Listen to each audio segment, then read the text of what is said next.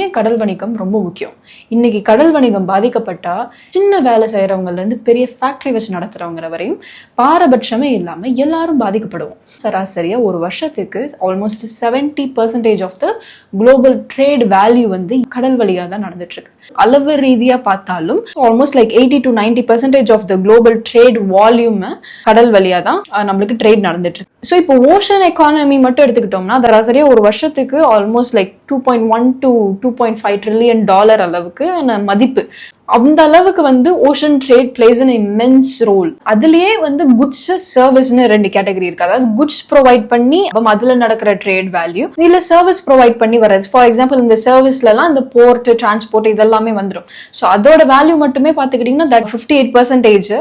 இதுவே குட்ஸ் ரீதியா பாத்துக்கிட்டோம்னா வெறும் 42% தான். ஸோ சர்வீஸ் ப்ரொவைட் பண்ணி வர்ற ட்ரேட் வேல்யூ வந்து ப்ளூ எக்கானமில அதிகம். ஸோ அப்படி இருக்கிறப்போ துறைமுகம் கண்ட்ரோல் யாருக்கிட்ட இருக்கு அப்படின்றது ரொம்ப முக்கியம். இப்போ வந்து இட் இஸ் லைக் என்கிட்ட தான் இந்த சாவி இருக்கு. நான் நாளைக்கு வந்து இந்த வீட்டை திறக்கணுமோ இல்ல இந்த வீட்டை மூடி வச்சுட்டு இல்ல எனக்கு இந்த அளவுக்கு நீ சார்ஜ் கொடுத்தாதான் நான் உன்னை வீட்டுக்குள்ள விடுவேன்னு சொல்லணுமோ, எல்லாமே இப்ப இந்த சாவி என் கண்ட்ரோல்ல இருக்குன்னா so like I take the upper hand இல்லையா? ஸோ அதனால இந்த துறைமுகம் யாரு கண்ட்ரோல்ல இருக்கு அப்படின்றது எல்லாமே நம்மளுக்கு இங்க முக்கியம்.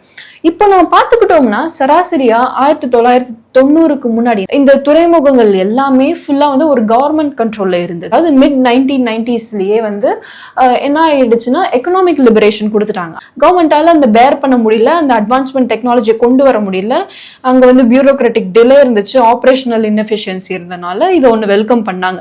ஒரு பிஓடி மாடல்ல வந்து இந்த கார்பரேட்லாம் உள்ள வர ஆரம்பிச்சாங்க. அதாவது என்னன்னா பில்ட் ஆப்ரேட் டிரான்ஸ்ஃபர்.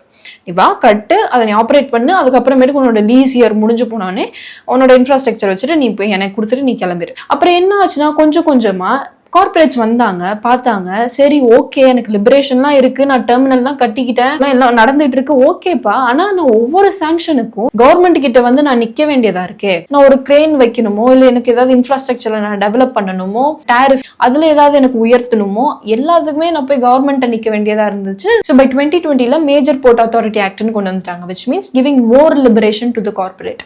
சரிவா, உனக்கு ஒவ்வொரு வாட்டி நீ சாங்ஷனுக்கு வந்து நீ என்கிட்ட நிக்க வேணாம்ப்பா, நீ அதை டிசைட் பண்ணிக்கோ அப்படின்னுட்டு ஃபுல் ஃப்ரீடம் கொடுத்துட்டாங்க. முன்னாடி வந்து கவர்மெண்ட் கிட்ட வந்து நான் இவ்வளோ டாரிஃப் வாங்கிக்கிட்டுமா, இவ்வளோ ஃபீஸ் நான் சார்ஜ் பண்ணிக்கிட்டுமா கண்டெய்னர்ஸ்க்கு அப்படின்னு நீ கேட்டுட்டு இருந்தது. இப்போ நீ டிசைட் பண்ணிக்கோ அப்படின்னு கொடுத்துட்டாங்க. உன் கண்ட்ரோல் என்ஜாய் அப்படின்னு கொடுக்குற மாதிரி பிரைவேட்டுக்கு அப்பர் ஹேண்ட் கொடுத்தது இந்த 2020ல வந்து act, major port authority act வந்து பெரிய லெவல்ல வந்து கார்பரேட்டுக்கு ஃப்ரீடம் கொடுத்தாச்சு. இதை பத்தி இன்னும் மேலும் தெரிஞ்சுக்க என்னோட யூடியூப்ல இந்த வீடியோ பாருங்க. Channel link in by.